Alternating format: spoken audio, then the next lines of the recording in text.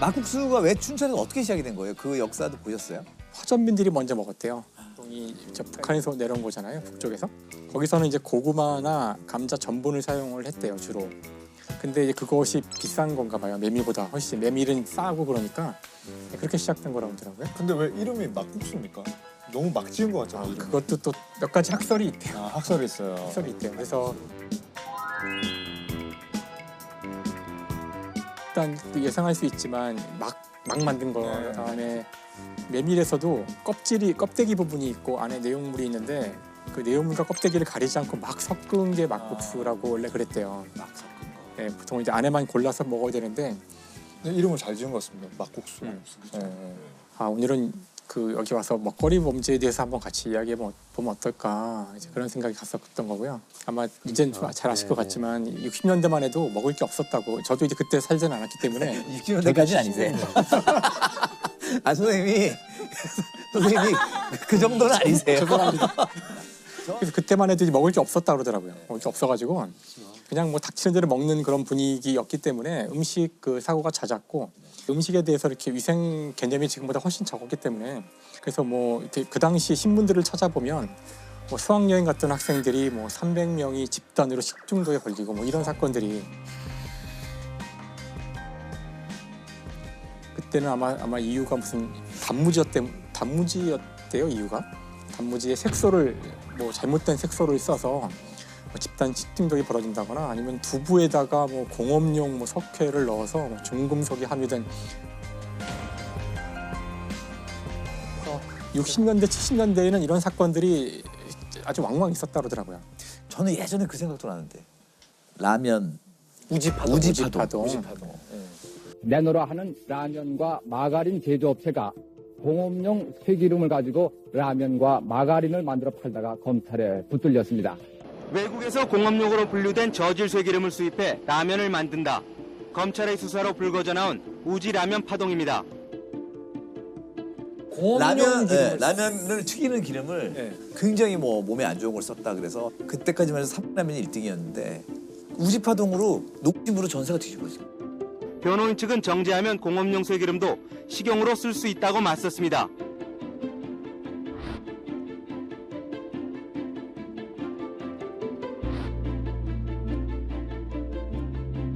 근데 세월이 지나서 그게 근거 없는 얘기였다. 5년 이상 끌어온 법정 공방 끝에 법원은 라면 업체의 무죄를 선고했습니다. 재판부는 회사의 라면 제조 과정을 살펴본 결과 지방의 생물학적 조직이 양호하고 불순물이 없으며 보관 상태와 가공 용기도 안전한 것으로 판단됐다고 밝혔습니다.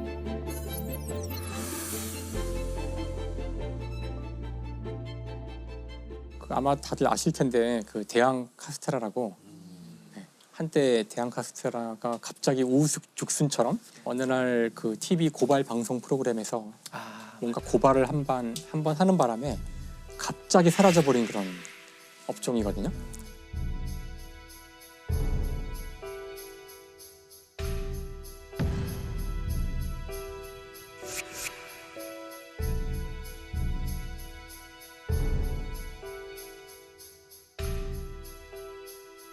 불과 2, 3개월 만에 매출이 90%가 사라져버렸으니까 당시에 이게 사회 문제까지 되는 바람에 아마 영화 기생충에 보면 나오죠.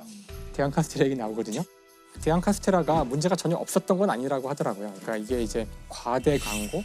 그러니까 원래는 대만의 길거리 음식을 가져와서 재료비가 그렇게 많이 드는 게 아닌데도 고급 그 빵으로 그 광고를 했어요. 고급 음식인 양 했고요. 근데 주요 그 공격 포인트는 그 식용유 그 안에 성분으로 식용유를 넣는데요. 그러니까 이제 식용유를 넣는다고 하는 순간 어떤 느낌이 드실지 모르겠지만 좋진 않죠. 식용유에 대한 건강하지 이미지도. 못한 느낌? 그게 이제 사실 그 고발 프로그램에서 주요하게 얘기했던 것 중에 하나예요.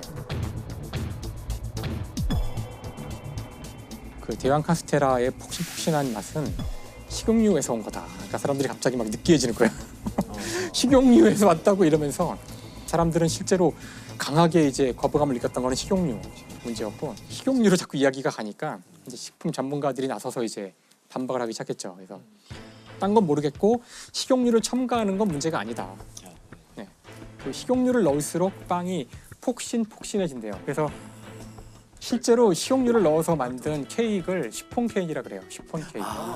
시폰 케이크 그 폭신폭신한 들어가는 있잖아요. 거네. 스펀지 같은 거. 실험을 그러니까 사람들은 자기가 모르는 거에 대해서 되게 두려워하는데 그게 음식일 때에는 그렇죠. 바로 반응한다는 거예요. 몸속에 들어가는 거니까. 네. 그러니까 들어보지 못해서 그런 건데 실제로 음식 업계에서는 당연히 식용유나 버터나 그거는 내가 어느 정도의 그 말랑말랑한 정도로 빵을 만들 건지에 따라 양을 바꿀 수 있는 거라는 거죠. 그래서 당시 이제 많은 식품학자들이 막 분노를 해서 글을 쓰고 했지만 이미 사람들이 으악 빵에다가 식용유를 넣어 이제 이거를 감당할 수는 없었던 거죠. 그래서 그런 고발 프로그램들이 사실 몇 번의 고발, 그러니까 단 한 번의 고발 프로그램으로 업계 자체가 사라져버리는 일이 벌어지고 하니까 어떤 의미에서는 이제 식품에 대한 우리의 두려움이 그 좀 과한 게 아닌가? 그래서 제가 한 가지 대표적인 이야기를 드릴 텐데요. 오늘도 또 종이와 펜이 빠질 수 없죠. 그래서 일단 첫 번째로 할 이야기는 또 뭘 또 그리시네요. 김쌤이 뭐 그리면 이거 좀 다른 건가? 이번엔 산수화인가요?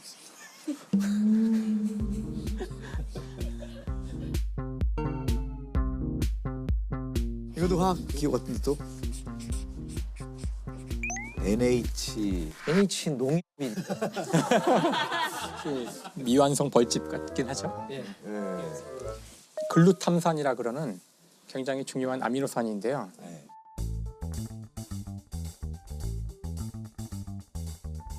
요 H 대신 여기다가 Na. NA는 나트륨인가요? 나트륨이죠. 영어로는 소듐이라 그래요. 나트륨은 소듐이라 그러는데요. 이렇게 되면은 나트륨이 하나 달린 글루탐산이거든요. 하나 있다는 거를 라틴어로 모노라 그래요. 모노가 하나. 모노 소듐 글루타메이트.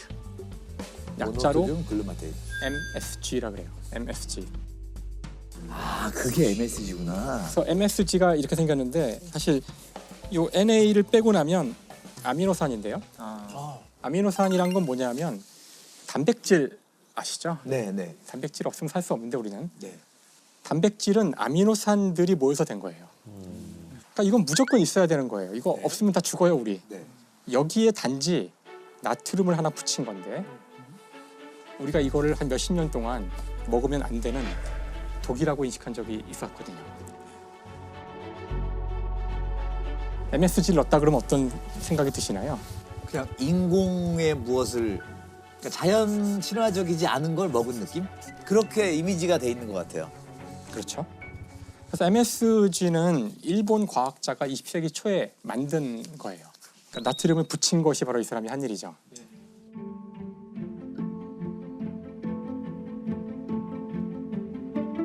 이것이 너무나 맛있는 거예요. 그 맛을 그걸 이제 넣으면 그래서 이 맛은 그 이전에 존재하던 맛이 아니라고 생각해서 이름을 붙여요. 새로 감칠맛이라는 이름을 붙여요. 감칠맛.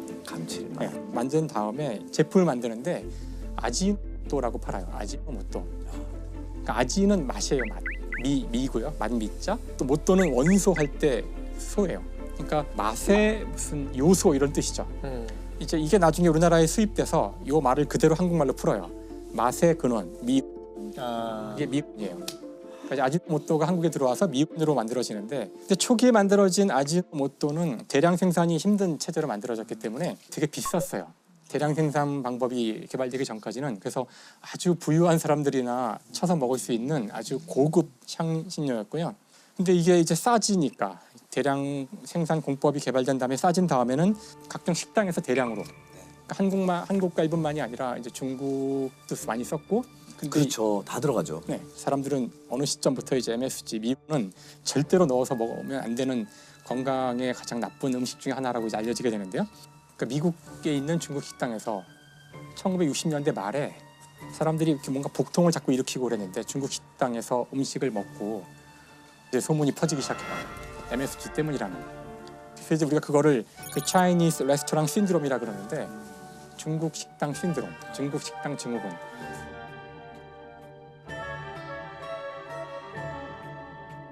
그런 소문이 쫙 나가지고 사람들이 중국 식당을 안 가기 시작해요. 근데 나중에 이제 미국 식약청에서 이제 조사를 해보니까 이제 결론은 이거 아니라는 거예요.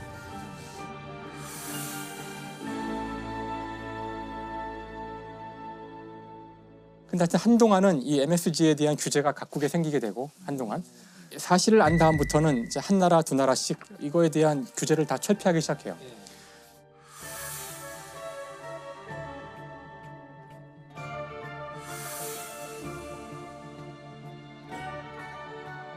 근데 우리나라는 이게 뒤늦게 이제 이 이야기가 들어와서 이제 괴담처럼 퍼지면서 화학 조미료라고 하면서 화학 좀 이건 먹으면 안 되는 걸로. 저 중국 음식 짜장면 이런 거 되게 좋아하는데 그 이게 막 이제 언론에 보도되고 MSG가 안 좋다고 막 이럴 때 누가 오더니 자기가 그 동안에 짜장면을 먹으면 그렇게 졸렸다는 거예요. 그래서 저는 안 졸렸는데 그래서 내가 졸렸나 막 이렇게 생각. 그 다음부터 한동안 짜장면을 끊었었어요. 근데 그게 참 안타까운 것이 사실 이제 많은 분들이 천연은 좋고 화학은 나쁘다는 그 인식이 어딘가 있는데 화학은 안 좋은 거. 이 MSG가 이제 화학 제품으로 분류된 이유는 이걸 대량 생산하는 방법은 그 사탕수수라는 식물에서 제가 설탕을 뽑아내거든요. 네. 설탕을 다 뽑아내고 나면은 남는 거는 이제 당밀이라 그러는데 당밀에다가 적절한 그 균, 이제 배양할 수 있는 발효균을 넣어주면 우리가 마치 그 술을 만들듯이 네. 그 균이 당밀로부터 이 글루탐산을 만들어내요. 아, 글루탐산을 만들어요. 최종적인 단계에 나트륨을 첨가를 해요. 근데 이때 이거는 그냥 공업용으로 첨가를 하는 거예요. 그냥 나트륨이라는 걸 집어넣는 거예요. 그럼 이거를- 따로 치면 안 돼요? 소금이랑 그냥. 그러니까 이것만 따로 유리된 형태로 존재하기가 어렵거든요.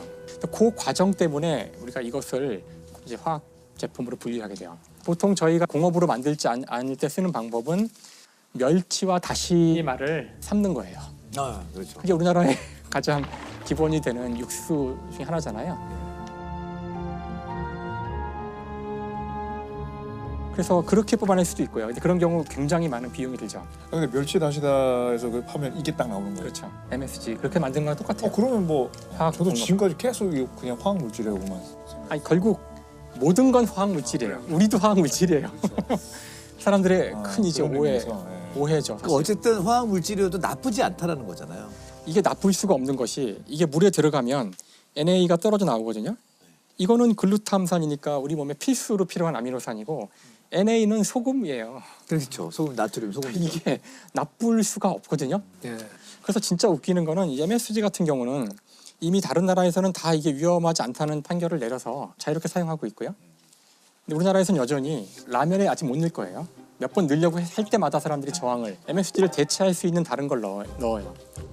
우리나라 라면에다가 그 MSG를 넣고 수출을 해요.